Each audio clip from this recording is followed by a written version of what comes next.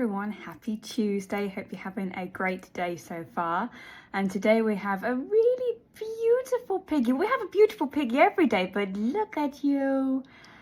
And this is Emily, and she's one of my rescues, and she's a very, very quiet guinea pig, aren't you, darling? And she came from the August rescue of last year. Now, quickly, that situation was really terrible. I'm actually grateful that I didn't get to see it in person. It was Claire, and she went, and there was this girl who had been allowed to breed her guinea pigs by her parents, and they were in this small shed, and how Claire described it was there's just so many guinea pigs there with rotten cabbage on the floor as food.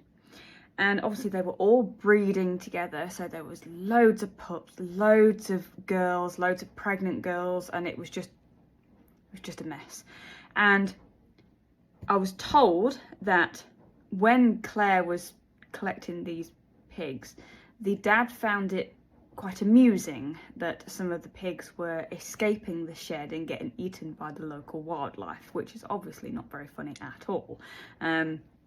But it was a really awful situation, and all of those pigs came down with some of the worst fungal infections I have ever seen in my life. Now, bearing in mind that rescue was separated into two, so the girls were rescued in August of last year, and the boys were rescued in February of this year.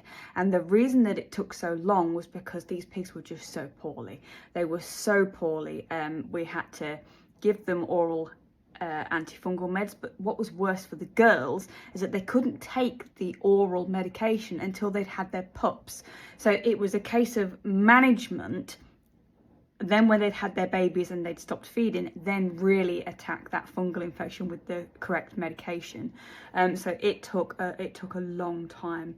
And Emily, bless her, she's one of those beautiful little piggies, and she did end up having some babies, but she was a fantastic mother. She was very, very attentive, which is just amazing considering what they've been through. But she is really quiet, and she's a little bit like Doris, who we met last week. Really quiet, just not overly keen on being on the camera, just keeps herself to herself. But I can't even put it into words. I'll never understand why people treat any animal like that. But on the flip side, the girl did ask for help. She did message Claire and say, look, this situation has got completely out of hand. I need you to take on all these pigs. And we were upfront and honest with her and said, to stop this situation, the girls need to come out first, because, you leave the girls and then it's just going to get out of hand very, very quickly, over and over and over again. And we were criticised for leaving the boys behind. But neither me nor Claire, we're not a rescue centre. We don't have that kind of space to take on. And I mean, there would have been easily 200 pigs in that situation without considering all of the babies that the girls were carrying. So, it was a big thing, which is why there was that break in between going to get the boys. But we did all right, didn't we, baby? And what I love the most about all of these pigs in that situation, like Annabelle and Jodie and Kathy, Aubrey, Mindy, they all came from this situation. They're all really lovely pigs. Yes, they're on the shy side. I don't think they're ever going to be massively adventurous guinea pigs. They've been through too much. But they're happy, and